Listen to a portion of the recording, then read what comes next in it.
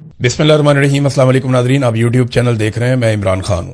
नाजरीन, ये पासदारान इनकलाब ने अमरीकी जो बहरी जहाज आए थे, जो फाइटर बहरी जहाज थे अमेरिका के, जब वो आबनाए हुर्मुज़ के करीब आए तो पासदारान इनकलाब ने बाकायदा एक वार्निंग भेजने की वीडियो जारी की और उसमें दिखाया कि किस तरीके से डोनाल्ड ट्रंप का दावा गलत था। जब अमरीकी जहाज ईरान के बिल्कुल करीब पहुंचे, आबनाए हुर्मुज़ के करीब आए, तो ईरान ने उन्हें वार्निंग दी और वार्निंग देने के बाद उन्हें वापस जाने पर मजबूर कर दिया। ईरान ने काफी अच्छा बंदोबस्त किया हुआ है और जितने भी आलमी तजियाकार हैं उनका यह कहना है कि ताकत के बलबूते पे आप आबनाए हुर्मुज़ को कभी भी कंट्रोल नहीं कर पाएंगे, क्योंकि ईरान की वहां सरहद लगती है साथ, वो पूरे सरहद के साथ साथ है। या तो आप वहां पे कब्जा करके एक नया मुल्क बना लें, ये आप कर नहीं सकते। जमीन पे आपने अभी तक फौजी उतारे नहीं, आप उतारेंगे तो वहां पे लड़ाई हो जाएगी। वो कहते हैं 1 करोड़ से ज्यादा, ये दावा किया ईरानी सदर ने कि 1 करोड़ 40 लाख के करीब ईरानी हैं जिन्होंने अपने नाम लिखवा दिए जंग लड़ने के लिए कि वो लड़ना चाहते हैं। अब ऐसी कौम के साथ जमीन पे उतर के कौन लड़ेगा? जब सारी कौम ही लड़ना चाहती है तो आप उनके साथ जमीन पे उतर के लड़ाई तो नहीं लड़ सकते, या आप वहां नया मुल्क तो नहीं बना सकते कब्जा करके। ना वो इसराइल की सरहद के साथ लगता है कि वो लेबनान की तरह बहुत बड़ी एक वो एरिया बना लेता है कि जनाब ये बफर जोन है, इसके बीच में कोई नहीं आएगा, या हम अपने आप को महफूज बना रहे हैं। तो आबनाए हुर्मुज़ को कंट्रोल करना नामुमकिन है, आपको ईरान के साथ बात ही करनी पड़ेगी।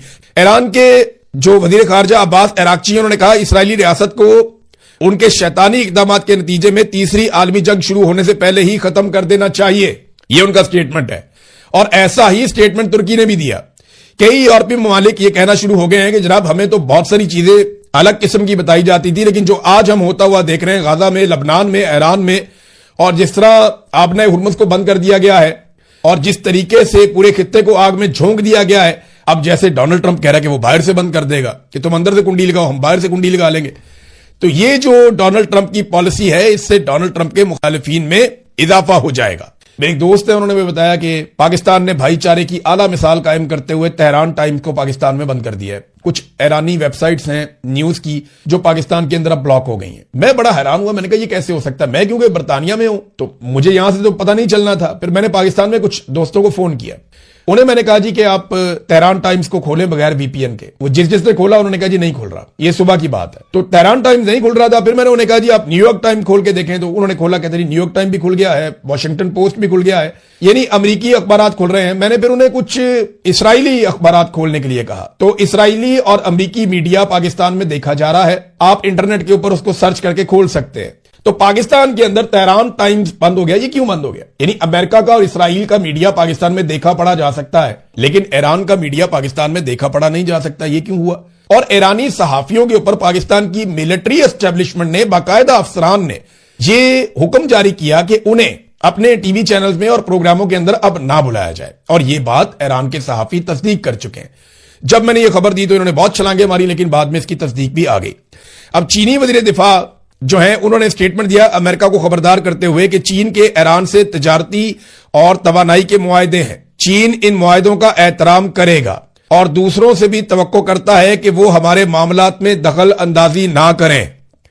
एडमिरल डोंग जुन, ये वजीर दिफा हैं चाइना के, उन्होंने कहा कि आबनाए हुर्मुज़ ईरान कंट्रोल करता है और वो हमारे लिए खुली है। चाइना ने कैटेगोरिकली कह दिया कि हमारे जहाज तो ना रोकना भैया, अगर हमारे जहाज रोकोगे तो हम रिएक्ट करेंगे। लेकिन सवाल यह पैदा होता है कि क्या अमेरिका ये रिस्क ले सकता है कि बड़े बड़े मुमालिक के बहरी जहाजों को समंदर में रोकने की जरूरत करे? खासतौर पे अमेरिका रोक दे चीनी जहाजों को, रूस के जहाजों को, जापान के जहाजों को, कोरियन जहाजों को, और इसके अलावा भारतीय और पाकिस्तानी जहाजों को रोक दे अमेरिका, या यूरोप की तरफ जाने वाले जो बहरी जहाज हैं जिनके अंदर उनका माल जा रहा है उनको रोक दे, फ्रांस को, जर्मनी को, बाकी मुमालिक को। तो ये इतना आसान नहीं है अमेरिका के लिए। लेकिन अगर अमेरिका ये रोकता है तो वो अपने मुखालिफिन की तादाद में इजाफा करेगा, इससे उसके मुखालिफिन कम नहीं होंगे। ट्रंप बार बार कह रहा है, बल्कि चाइना को ट्रंप ने कहा कि अगर चाइना को कोई प्रॉब्लम है तो अपने खाली जहाज ले आए और आकर हमसे भर के तेल ले जाए। हमारे पास बड़े बड़े ज़खायर है, हमारे पास सऊदी और रूस से बड़े ज़खायर है, और वेनेजुएला का तेल भी हमारे पास है। अब आपको समझ आ रही है कि डोनाल्ड ट्रंप ने ये सारा खेल खेला कैसे। तो अरब ममालिक को क्या मिला? सबसे बड़ा सवाल यह है, अरब ममालिक का तो भट्टा ही बैठ गया ना। फिर भाई तेल बिकेगा अमेरिका का, अरब ममालिक ने पैसा दिया अपनी हिफाजत के लिए अमेरिका को, अमेरिका ने उसी पैसे को इस्तेमाल करते हुए इसराइल की हिफाजत की, और अरबों की हिफाजत का वक्त आया तो अरबों के गिले शिकवे बीच में रह गए। आज अरबों का तेल बंद है और अमेरिका कहता है हमारा तेल खरीद लो। यहां से भी पैसा ले लिया, वहां से भी पैसा ले लिया, इसराइल को भी राजी कर दिया, अपना तेल बेचने के लिए मार्केट भी कर लिया कि हमारा तेल अब आप खरीद लीजिए। تو ایران نے ایسے میں ایک امپورٹنٹ سٹیٹمنٹ دیا ہے اور ایران نے یہ کہا کہ ایرانی بندرگاہوں کو اگر خطرہ ہوا یا اگر ایرانی بندرگاہوں کے اوپر حملہ کیا گیا تو اس کے بدلے میں خطے میں کسی کی بھی بندرگاہیں محفوظ نہیں رہیں گی. اب یہ ایران نے اگر کہا ہے تو اس نے ماضی میں کر کے دکھایا. یہ ایسا ہم نے بار بار ہوتا ہوا دیکھا کہ جب ایران نے کہا کہ اگر ہمارے فلاں چیز کے اوپر اٹیک کیا تو اس کے جواب میں ہم یہ کریں گے تو ایران نے وہ کر کے دکھایا. اسپین کا پرائم منسٹر چائنا پہنچتا ہے, وہاں جا کے بات چیت کرتا ہے, ان کے ساتھ تجارت کی بات چیت آگے بڑھاتا ہے. امریکہ ڈرا رہا ہے یورپی ممالک کو کہ ڈرو چائنا سے, وہ تمہیں کھا جائے گا, بہت بڑا جائنٹ ہے. لیکن یورپی ممالک کے لیے اگر چائنا کی مارکیٹ کھل جاتی ہے تو پھر تو یورپی ممالک کے لیے کوئی گھاٹے کا سودا نہیں ہے. دیکھیں, تجارتی خسارہ دور کرنا پڑے گا. اگر چین اپنی مصنوعات کو یورپ میں بھیجنا چاہتا ہے تو پھر یورپی مصنوعات کے لیے اپنے دروازے بھی کھولے گا اور اسی طرح ایک بہت بڑی مارکیٹ یورپ کو میسر آ جائے گی. دنیا کی سب سے بڑی آبادی ہے. تو امریکہ اپنے قریبی اتحادیوں کو دور کر رہا ہے اور اس کا ایک طریقہ کار ہمیشہ سے رہا ہے کہ ڈراؤ اور حکومت کرو, لوگوں کو خوفزدہ کرو اور حکومت کرو. وہ رشیا اور چائنا سے لمبے عرصے سے لوگوں کو ڈراتا رہا ہے, لیکن اگر بات چیت کریں اور تجارت کریں اور تجارتی رستے کھولیں تو دنیا ترقی بھی کر سکتی ہے. لیکن بہت دور بیٹھے ہوئے امریکہ کو یہ بات گوارا نہیں ہے کہ امریکن انفلوئنس کے باہر دنیا ترقی کرے. کیا دوبارہ مذاکرات ہوں گے؟ بالکل مجھے ایسا لگتا ہے کہ دوبارہ مذاکرات ہوں گے. اور یہ مجھے لگتا نہیں ہے, یہ جو کوششیں ہو رہی ہیں, جو پاکستان بھی کر رہا ہے, ترکی بھی کر رہا ہے, مصر بھی کر رہا ہے, رشیا اور چائنا بھی کر رہے ہیں اور بہت سارے جو یورپی ممالک ہیں وہ بھی کوشش کر رہے ہیں کہ مذاکرات ہو جائیں. عرب ممالک بھی یہ چاہتے ہیں کہ مذاکرات ہو جائیں. اگر مذاکرات دوبارہ ہو جاتے ہیں تو امید ہے کہ امریکہ مزید لچک دکھائے گا اور ایران کے ساتھ کوئی معاملات ان کے طے ہو جائیں گے. لیکن دیکھیں, امریکہ کو چاہیے فیس سیونگ, اس کو جیت کی صورت میں ایک ٹرافی چاہیے. وہ ٹرافی کیا ہو سکتی ہے؟ ایک وہ یہ چاہتے ہیں کہ آبنہ ہرمز فوری طور پہ کھل جائے. اب ایران کی جانب سے ایک اور خبر بھی آتی ہے, اس میں یہ دعویٰ کیا جاتا ہے کہ امریکہ حصہ مانگ رہا تھا کہ آبنہ ہرمز میں سے جو بھی کماؤ گے اس میں ہمارا حصہ ہمیں دو گے. میں نے آپ کو یہ بات پہلے بھی بتائی تھی کہ بہت ممکن ہے کہ آنے والے وقت میں امریکہ کوئی ایسا سیٹ اپ قائم کر دے جس میں وہ یہاں سے بھی پیسے کما لے, کیونکہ پوری دنیا سے امریکہ پیسہ ہی تو کماتا ہے, اپنی تیل کی کمپنیوں کے ذریعے سے, معدنیات کی کمپنیوں کے ذریعے سے, اپنی تجارت کے ذریعے سے اور کنٹرول کے ذریعے سے اور اپنے ڈالر کے ذریعے سے, جیسے پیٹرو ڈالر کی ایک ٹرمنالوجی ہے. تو امریکہ پوری دنیا سے پیسہ ہی کماتا ہے اور یہاں پہ بھی اگر اس کو پیسہ اچھا مل جاتا تو شاید ایک اچھی ڈیل بھی ہو جاتی. تو اس کو وار ٹرافی چاہیے کہ ہم جیتے ہیں. وار ٹرافی کیا ہو سکتی ہے؟ وہ یورینیم جو ایران نے افسودہ کی ہے, 60% افسودہ یورینیم, وہ امریکہ کو چاہیے کہ وہ رکھ کے دکھا دے کسی ایک جگہ کے اوپر کہ یہ یورینیم ڈونلڈ ٹرمپ جائے, جا کے وزٹ کرے اور شاباش دے اپنے لوگوں کو اور کہے جناب اس کے لیے ہم نے جنگ لڑی تھی, ہمارا مقصد پورا ہو گیا. تو اینڈنگ اچھی نہیں ہو رہی. تو اب ڈونلڈ ٹرمپ اس جنگ کو لمبا کر سکتا ہے. وال سٹریٹ جرنل نے یہ دعویٰ کیا, تو اکانومسٹ کہہ رہا ہے کہ ڈونلڈ ٹرمپ فل فلیج وار کے اندر نہیں جائے گا, وہ پچھتا رہا ہے پہلے.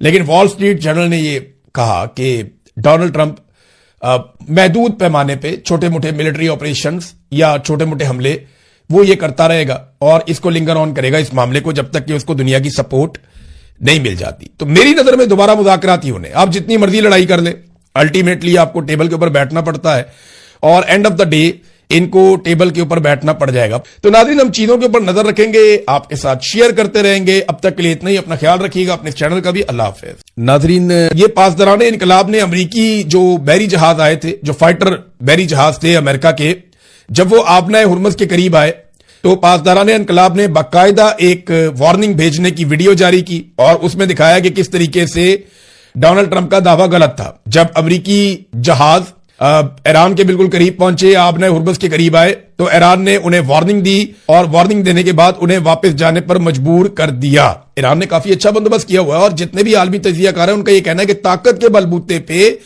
آپ آبنہ ہرمز کو کبھی بھی کنٹرول نہیں کر پائیں گے, کیونکہ ایران کی وہاں سرحد لگتی ہے ساتھ, وہ پورے سرحد کے ساتھ ہے. یا تو آپ وہاں پہ قبضہ کر کے ایک نیا ملک بنا لیں, یہ آپ کر نہیں سکتے. زمین پہ آپ نے ابھی تک فوجی اتارے نہیں, آپ اتاریں گے تو وہاں پہ لڑائی ہو جائے گی.